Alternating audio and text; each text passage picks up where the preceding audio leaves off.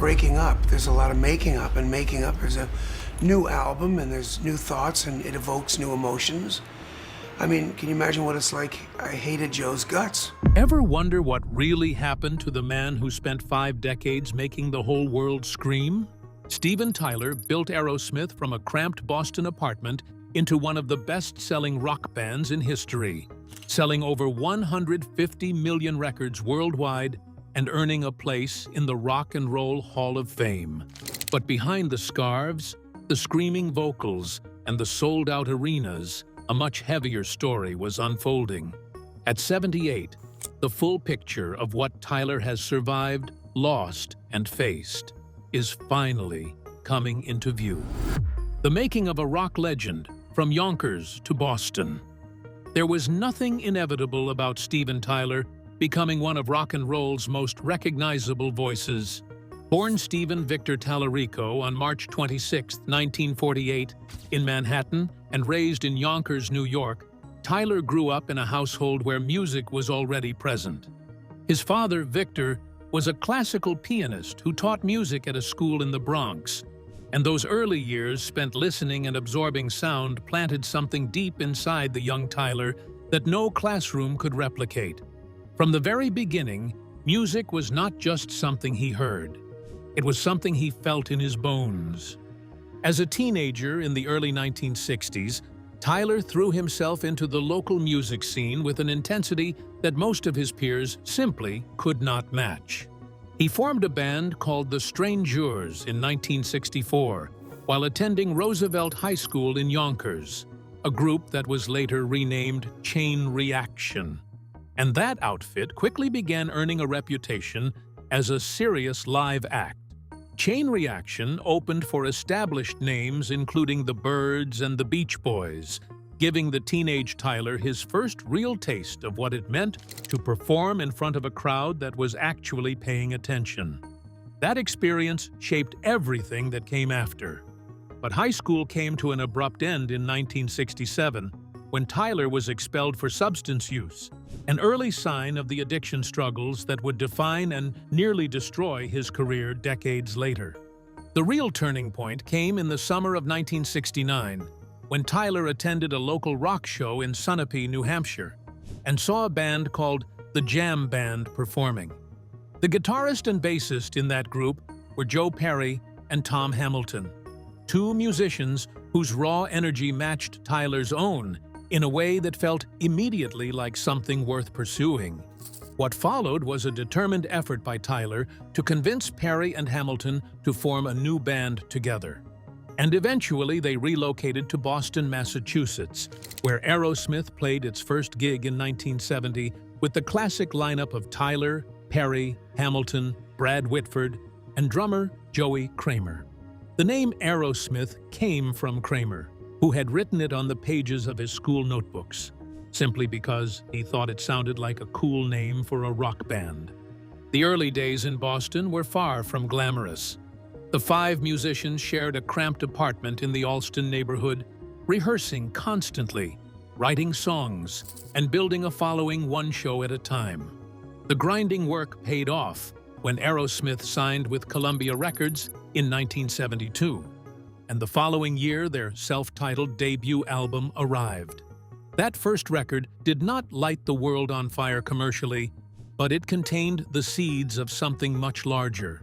A piano-driven ballad called Dream On, written by Tyler years before the band even existed, would eventually become one of the most recognizable songs in American rock history.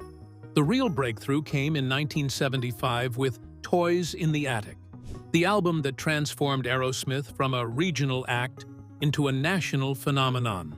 Songs like Sweet Emotion and Walk This Way demonstrated a kind of swagger and musical intelligence that few of their contemporaries could match, and the album sold millions of copies while cementing Tyler's reputation as one of the most dynamic live performers in rock.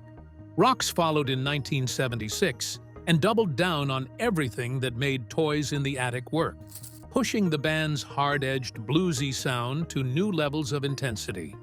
By the late 1970s, Aerosmith was selling out arenas across the country. and Steven Tyler had become one of the most recognizable frontmen in the world. His long scarves, his jaw-dropping stage acrobatics, and his distinctive shrieking vocal style setting him apart from every other singer in rock music. The comparison to the Rolling Stones, particularly between Tyler and Mick Jagger, was constant and unavoidable. Both men had a physical looseness on stage that made it seem like the music was moving through them rather than being performed by them. But Tyler had something uniquely his own: a restlessness, a hunger, a need to push every note past the point where most singers would stop. That ambition, however, came paired with a dangerous appetite for substances that would eventually bring the entire structure crashing down. As fame grew, so did the grip of substances and alcohol on Tyler and his bandmate Joe Perry, who together earned the nickname the Toxic Twins from the music press. What looked from the outside like rock and roll excess was, from the inside, a spiral that no amount of success could slow. And the fall, when it finally came, was catastrophic. The story of how it happened and how he fought his way back is one of the most remarkable in all of rock music. Rock bottom, redemption, and the greatest comeback in rock history. There is a version of the Steven Tyler story that ends sometime around 1979. By that point, substance use had hollowed out the band from the inside. Relationships had fractured under years of chemical haze and ego clashes, and the musical focus that had produced Toys in the Attic and Rocks had essentially dissolved. Joe Perry quit the band in 1979 following a backstage confrontation, and guitarist Brad Whitford followed him out the door in 1981, leaving Aerosmith without two of its most essential members. Tyler pushed forward with the substitute lineup, but the albums that followed lacked the fire of the band's peak years, and the audiences could feel it. By the early 1980s, Aerosmith had largely fallen out of mainstream rock culture, their commercial momentum gone and their credibility badly damaged. Tyler's personal state during this period was grim. Cocaine, heroin, alcohol, and prescription medications had all become part of a daily pattern that consumed enormous amounts of energy, money, and creative possibility. He later described the early 1980s in direct terms, calling them terrible and acknowledging that substances took the band down completely. What made the situation more complicated was that addiction was not just a personal problem, but a shared one. The bond between Tyler and Perry had been built partly around substances, and even after Perry rejoined the band in 1984, the underlying issue had not been addressed in any real or lasting way. A 1985 comeback album called Done with Mirrors arrived with cautious optimism, but failed to produce the commercial results the band needed. The same problems that had derailed them in the late 70s were still very much present. The shift came from an unlikely direction. In 1986, hip-hop producers Rick Rubin and Russell Simmons approached Aerosmith about collaborating with rap group Run DMC on a new recording of Walk This Way, the same riff-driven track that had appeared on Toys in the Attic 11 years earlier. Neither Tyler nor Perry were enthusiastic about the idea at first. Run DMC, for their part, had never heard of Aerosmith. But Rubin persisted, and what emerged from those studio sessions was something genuinely historic.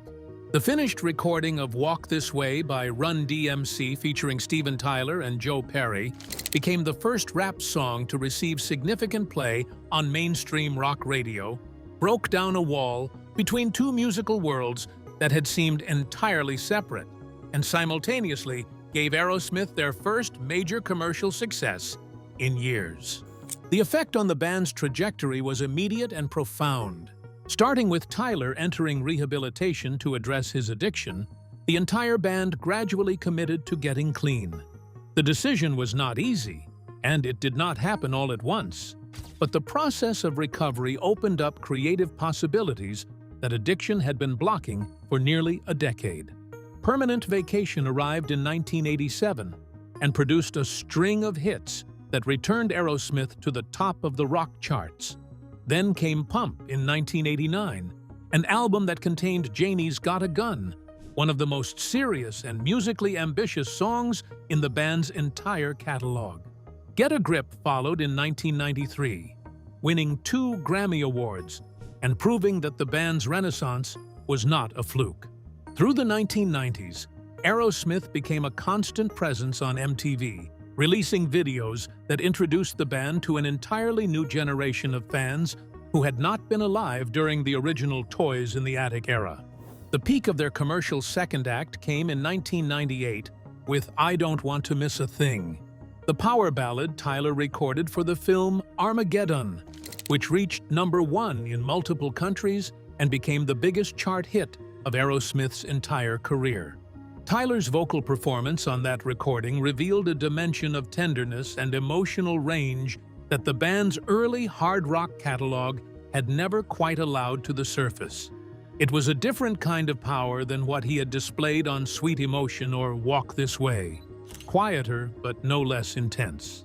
And it introduced Steven Tyler to an audience of pop listeners who would carry his voice with them for decades.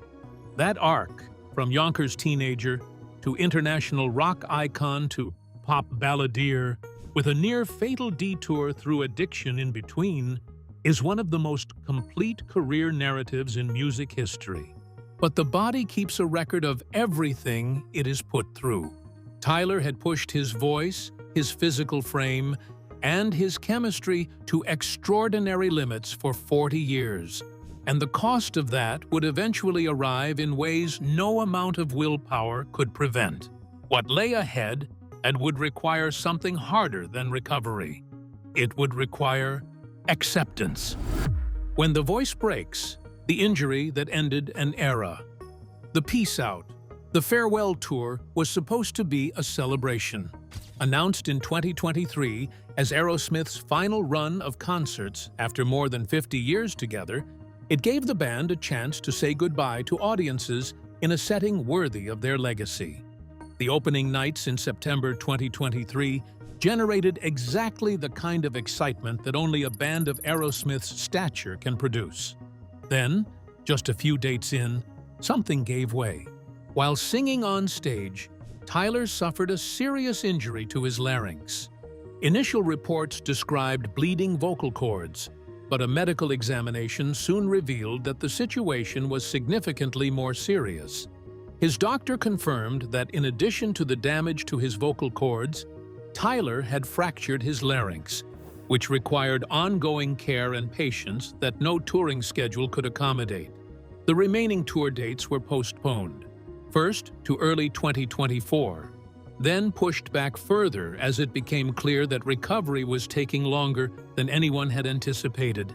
Tyler issued a personal statement expressing heartbreak at being unable to perform, promising fans that the band would return as soon as possible. They did not return. After months of treatment and the best medical care available, the reality became unavoidable. In August 2024, Aerosmith announced that a full recovery from Tyler's vocal injury was not possible. The doctors had been clear. The band had watched Tyler work through the process with everything he had.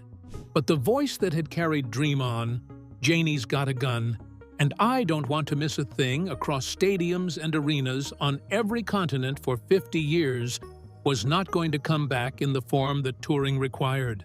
The statement from the band was direct and heartbreaking. Aerosmith was officially retiring from the touring stage, ending a run that had produced over 150 million records sold and a place among the most influential rock acts in American history. The injury to his larynx was not the only physical challenge Tyler had navigated in recent years. A 2022 relapse on opioid pain medication triggered by foot surgery conducted in preparation for the Las Vegas residency the band had been running at Park MGM had sent Tyler back into a treatment program. The band had announced his return to sobriety-focused care with a candor that reflected how much had changed since the 1980s, when addiction was something rock musicians were expected to romanticize rather than address. Tyler had been sober for more than a decade before that relapse. The fact that recovery was still not a permanent destination, but an ongoing process, was something he had spoken about publicly and with unusual honesty, including telling a group of substance court graduates in 2014 that he was a substance addict and alcoholic, fighting it every day. That kind of transparency, rare for someone of his generation and stature, reflected a self-awareness that had arrived only after tremendous cost. Following the official retirement announcement, Tyler did not disappear. About 6 months after Aerosmith stepped away from touring, he performed at his annual Jam for Janie Grammy Awards viewing party in Los Angeles, taking the stage for a set that included Toys in the Attic and Dream On. Then, in September 2025, Tyler appeared at the MTV Video Music Awards alongside Joe Perry, Youngblood, and guitarist Nuno Bettencourt to honor the late Ozzy Osbourne with a tribute performance of Mama, I'm Coming Home. It was his first major award show appearance since the retirement announcement, and it carried enormous emotional weight. Matt Sorum, the former Guns N' Roses drummer and a close friend of Tyler's, confirmed around that same time that Tyler had sung for the first time in a year and a half at a private gathering, calling it a really big moment, before making clear that full touring was not coming back. The instrument had survived, but not at the level the road demands. The question now facing Tyler is how to exist inside a version of himself that does not include the stage he spent half a century building. For performers of Tyler's magnitude, the stage is not just a job. It is the place where everything makes sense, and losing access to it is a grief that does not resolve cleanly. At 78, legal battles, legacy, and what remains. Beyond the voice and the health challenges, Tyler arrived at 78, carrying a legal shadow that has grown larger with each passing year. In 2022, a woman named Julia Misley, formerly known as Julia Holcomb, filed a lawsuit against Tyler alleging that he had groomed and sexually assaulted her over a period of years beginning in the early 1970s when she was 16 years old. The lawsuit referenced Tyler's own published memoirs, in which he had written about a teenage girl whose parents had granted him a form of guardianship to allow her to travel with him across state lines. Tyler denied the claims. In 2024, a separate lawsuit filed by former model Gian Bellino, alleging a different incident in 1975, was dismissed by a federal judge in New York on statute of limitations grounds. The Misley case did not go away. In early 2026, a California judge allowed the lawsuit to proceed toward trial, dismissing certain claims on statute of limitations grounds, but ruling that the case could move forward on allegations related to conduct within the state. Tyler, now 78, is scheduled to face a jury in Los Angeles County Superior Court on August 31, 2026, in a civil proceeding that legal experts have described as significantly strengthened by documentation of his legal guardianship of Misley in 1974. The case has drawn comparisons to other high-profile legal battles enabled by state laws that opened windows for survivors of childhood abuse to file civil claims beyond standard statute of limitations. Tyler's legal team has contested the claims at every stage, but the trial now appears unavoidable. At 78, Tyler's net worth stands at an estimated $150 million, accumulated across 5 decades of music, touring, television, and royalties.